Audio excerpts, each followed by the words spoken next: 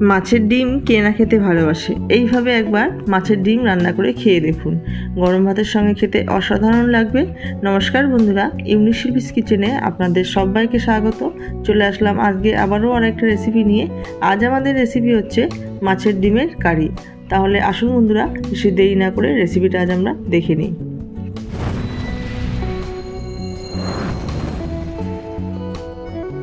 রান্নাটি করার জন্য এখানে আমি দেখুন বন্ধুরা 300 গ্রাম মতো কাতলা মাছের ডিম নিয়েছি, ভালো করে ধুয়ে পরিষ্কার করে।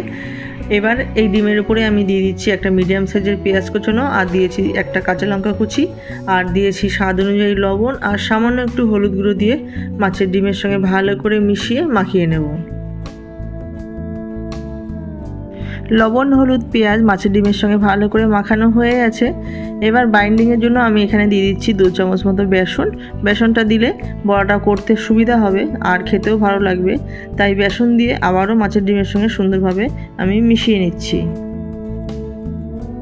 তো দেখুন, বেসন খুব সুন্দরভাবে মাছের ডিমের সঙ্গে মেশানো হয়ে গেছে। এবার আমাদের বড়া তৈরি করার জন্য পুরোপুরি রেডি।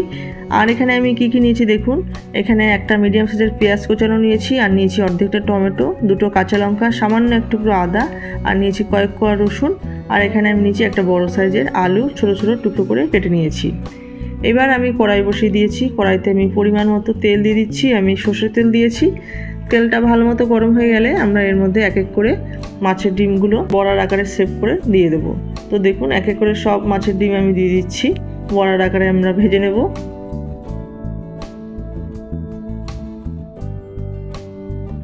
এই পর্যায়ে গ্যাসের ফ্লেমটাকে আমরা মিডিয়াম হাই করে রেখেছি। একটা পাশ সুন্দর মতো হয়ে গেলে তারপরে উল্টে দিয়ে আমরা অপর পাশটাও সুন্দর করে ভেজে নেব। এইভাবে আমরা এপাশ ওপাশ করে সুন্দর করে লাল লাল করে বড়াগুলোকে ভেজে নেব। তো বন্ধুরা, আমার ভিডিওটা যদি আপনাদের ভালো লেগে থাকে তাহলে একটা করে লাইক করবেন, কমেন্ট করবেন, আর সাবস্ক্রাইব করে পাশে থাকবেন।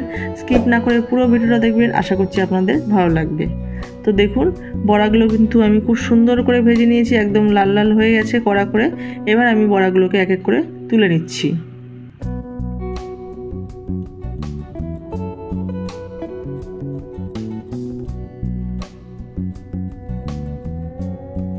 প্রথম পর্যায়ের বড়াগুলো আমার ভেজে নেওয়া হয়ে গেছে। এবার যে বাদবাকি ডিমগুলো ছিল সেগুলোকে আমরা বড়ার আকারে ভেজে তুলে নিয়েছি। তো দেখুন, সবকটি বড়া আমার ভেজে তুলে নেওয়া হয়ে গেছে। এবার ওই তেলের মধ্যেই যে আমি আলু কেটে রেখেছিলাম, আলুগুলোকে আমি একটু লাল লাল করে ভেজে নেব। আলুগুলো সব দিয়ে দিয়েছি। এবার একটু নাড়াচাড়া করে নিচ্ছি। তো দেখুন, আলুগুলোকেও কিন্তু আমি একটু সুন্দর করে ভেজে নিয়েছি লাল লাল করে। এবার আলুগুলোকেও তুলে নিচ্ছি। এবার যে তেল আছে সেই তেলের মধ্যে আমি ফোড়ন দিচ্ছি সামান্য একটু কালো জিরে, আর দিয়ে দিচ্ছি যে পেঁয়াজ কুচিয়ে রেখেছিলাম সেই কুচনো পেঁয়াজ, কালো জিরে পেঁয়াজ। এবার নাড়াচাড়া করে নিচ্ছি। পেঁয়াজগুলো একটু লাল লাল হয়ে গেলে তারপরে আমরা বাদবাকি মশলাগুলো পেঁয়াজের সঙ্গে অ্যাড করব। তো দেখুন, পেঁয়াজ একটু লাল লাল হয়ে গেছে। এইবার যে অর্ধেকটা টমেটো কেটে রেখেছিলাম সেই টমেটোটা পেঁয়াজের সঙ্গে দিয়ে একটু নাড়াচাড়া করে ভেজে নিচ্ছি। এইভাবে তেলের মধ্যে টমেটো ভেজে নিলে রান্নার কালার কিন্তু খুব সুন্দর আসে আর খেতেও ভালো লাগে।